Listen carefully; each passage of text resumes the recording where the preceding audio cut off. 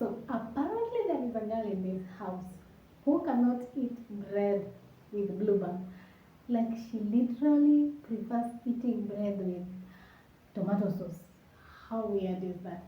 So that's why I'm doing this video call.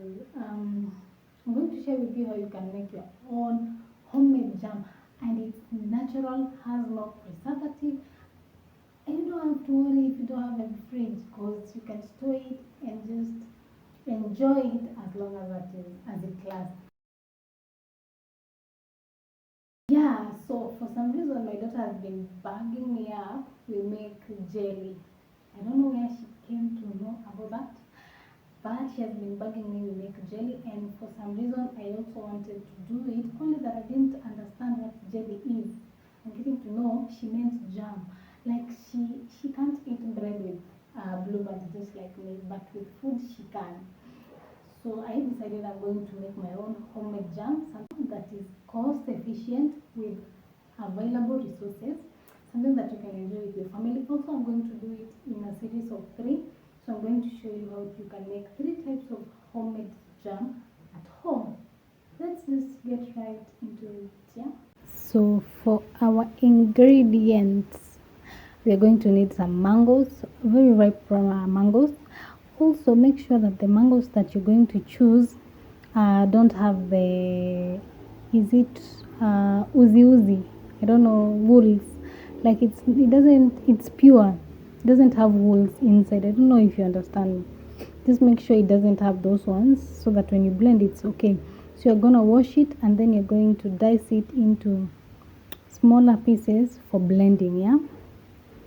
So those were my mango, and yeah, blend it like so until you get a good consistency. You see how thick it is, and it is so smooth, doesn't have lumps inside. And then you're going to cook it on a pot, but on a very low heat, yeah? Make sure you're cooking it on a very low heat. By the way, this video I did it with my daughter. You can see her, she was really happy we were doing this. She was helping all along, and yeah, I'm happy we did it together. So you're gonna stir it all the way, otherwise it's going to stick on the pot.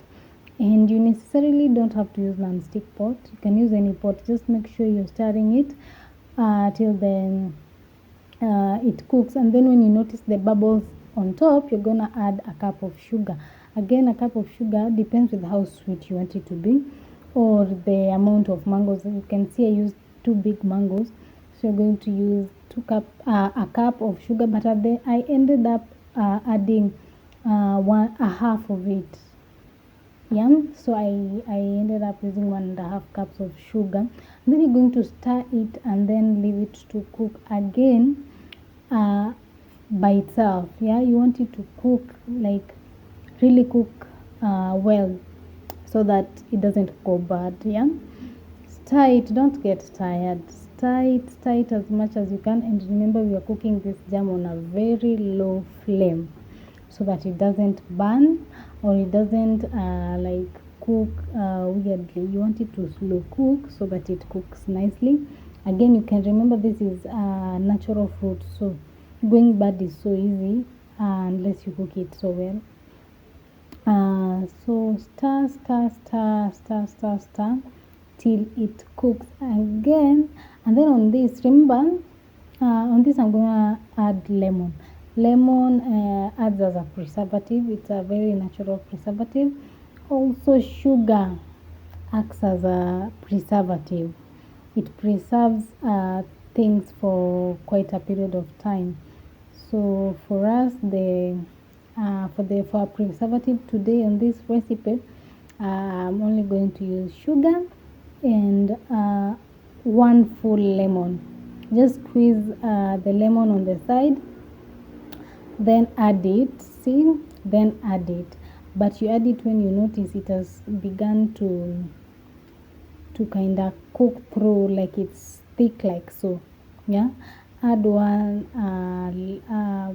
just press 1 lemon, then add it, and then mix. And then after this, you're just going to allow it to cook on its own. Allow it to cook on its own till it's ready. And I'm gonna show you how to know this is ready. Mango jam is very sweet and it's very nice when eaten with maybe scones, bread, or whichever. See how it cooked. Yeah, looks yummy by the way, and it also tastes yummy. Trust you me, you better try making yours and then share with me how it went, because again we are saving money this year. Yeah, we are saving money, and that is how you check whether it's ready or not. See, it's not moving, it's just stagnant there. That's how you know it is ready. And make sure when you're packing it completely cools down before you close the jars. Okay, so I'm gonna show you how it looks like when it's spread on the bread. Yeah, there it is. Trust me, this is one of the easiest thing you can make at home, cost efficient and very natural, because again you're using whatever you have at home. So make sure you try and let me know how yours turned out, because again this is a steal for every mom who has kids who really consume a lot of jam. So I'll see you on the next one. Bye.